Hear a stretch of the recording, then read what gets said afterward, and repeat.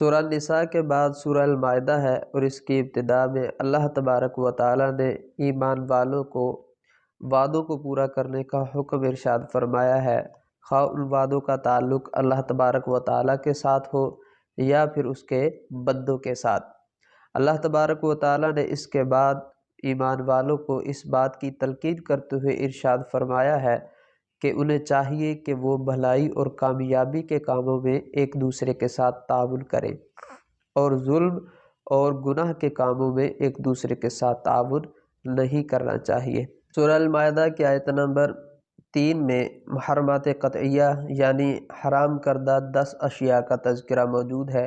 ان حرام کردہ اشیاء میں سے سب سے پہلے نمبر پر مردار ہے، یعنی وہ جانور کہ جو طبعی موت مر گیا ہو اور اس کو ذبح نہ کیا جا سکا ہو۔ دوسرے نمبر پر بہنے والا خون ہے، اور تیسرے نمبر پر خنزیر کا گوشت ہے۔ چوتھے نمبر پر وہ جانور کہ جس کو ذبح کے وقت غیر اللہ کا نام لیا گیا ہو، یہ بھی حرام ہے۔ اسی طرح گلا گھٹنے سے، دب کر مرنے سے یا بلندی سے گر کر مر جانے والا جانور بھی حرام ہے، یا پھر وہ جانور کہ جس کو دوسرے جانوروں نے سینگوں کے ذریعے چوٹ پہنچا کر مار دیا ہو یا پھر درندوں نے کھا لیا ہو۔ اسی طرح فال کے تیروں کے ساتھ قسمت کا حال معلوم کرنا بھی حرام ہے۔ اسی آیت میں مسلمانوں کے لیے ایک اعزازی اعلان کیا گیا ہے کہ الیوم اکملت لکم دینکم، کہ آج کے دن میں نے تمہارے لیے تمہارے دین کو مکمل کر دیا، واتممت علیکم نعمتی، اور تم پر اپنی نعمت کو پورا کر دیا اور تمہارے لیے اسلام کو بطور دین منتخب کر لیا۔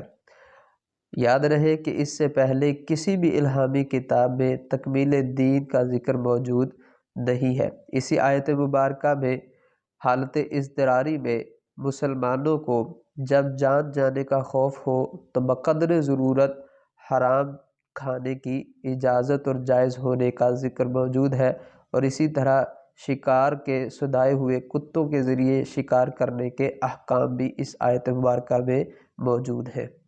سورہ المائدہ کی آیت نمبر 6 میں پاکی کا بیان کرتے ہوئے وضو کے 4 فرائض بیان کیے گئے ہیں۔ وہ یہ ہے: پورے چہرے کو دھونا، کونیوں سمیت دونوں ہاتھوں کو دھونا، سر کا مسح کرنا، اور ٹخنوں سمیت دونوں پاؤں دھونا۔ اسی آیت مبارکہ میں مریض، مسافر، بے وضو اور جنبی کے لیے ضرورت کے وقت تیمم کرنے کی اجازت کا بیان کیا گیا ہے۔ اس کے بعد اللہ تبارک و تعالیٰ نے حضرت عیسیٰ علیہ السلام کو الہ قرار دینے والوں کو کافر کہا ہے، اور فرمایا اگر بالفرض اللہ تبارک و تعالیٰ عیسیٰ بن مریم اور ان کی والدہ کو ہلاک کرنا چاہے تو پوری زمین والے مل کر بھی انہیں بچا نہیں سکتے۔ پھر اللہ تبارک و تعالیٰ نے یہود و نصارہ کے اس زعم فاسد کا رد کیا ہے کہ وہ اللہ کے محبوب لوگ ہیں۔ سورہ المائدہ کی آیت نمبر 27-31 میں حضرت آدم علیہ السلام کے 2 بیٹوں کا واقعہ بیان کیا گیا ہے کہ حابیل اور قابیل دونوں بھائیوں نے اللہ تبارک و تعالیٰ کی بارگاہ میں اپنی اپنی قربانیاں پیش کی، تو دونوں میں سے ایک کی قربانی قبول ہو گئی جبکہ دوسرے کی رد ہو گئی۔ سابقہ شریعتوں میں قربانی کی قبولیت کی علامت یہ تھی کہ آسمان سے آگ آتی اور جو قبول ہوتی اس کو جلا دیتی تھی۔ تو قابیل جس کی قربانی رد ہو گئی تھی، اس نے حسد اور غصے میں آ کر اپنے ہی بھائی کا ناحق قتل کر دیا۔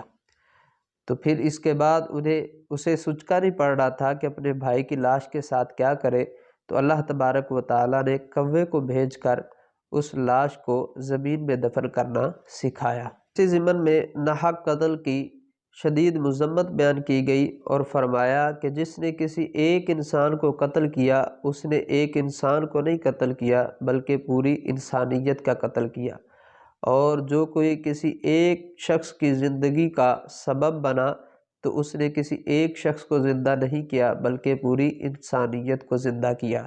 اس صورت میں زمین میں فساد پھیلانے والوں کی سخت سزا بیان فرمائی گئی، اور فرمایا گیا جو زمین میں فساد پھیلاتے ہیں، دہشت گردی کرتے ہیں، ان کو پھانسی دے دینی چاہیے یا قتل کر دینا چاہیے، یا ان کے ہاتھ پاؤں کاٹ دینے چاہیے، یا ان کو جلا وطن کر دینا چاہیے۔ یہ ان کی دنیا میں سزا ہے اور آخرت کا عذاب بہت سخت ہے۔ اس کے علاوہ اللہ تبارک و تعالیٰ نے فرمایا کہ اللہ کا قرب حاصل کرنے کے لیے اس کی طرف وسیلہ ڈھونڈو۔ اس پارے کے آخر پر اس بات کا تذکرہ کیا گیا ہے کہ حضرت داؤد علیہ السلام اور حضرت عیسیٰ علیہ السلام نے بنی اسرائیل کے کافروں پر اس لیے لعنت کی تھی کہ وہ برائی کے کاموں سے منع کرنے کے بجائے خود اس میں ملوث ہو گئے تھے، اور ان کا یہ فعل بہت ہی برا تھا۔ اس لیے مسلمانوں کو برائی کے کاموں سے بچتے رہنے کی تلقین کی گئی ہے۔ اللہ تبارک و تعالیٰ سے دعا ہے کہ اللہ تبارک و تعالیٰ ہمیں قرآن کے احکامات پر عمل کرتے ہوئے زندگیاں گزارنے کی توفیق عطا فرمائے۔ اس کے ساتھ ہی آج کا ہمارا سلسلہ اختتام پذیر ہوتا ہے۔ السلام علیکم ورحمۃ اللہ۔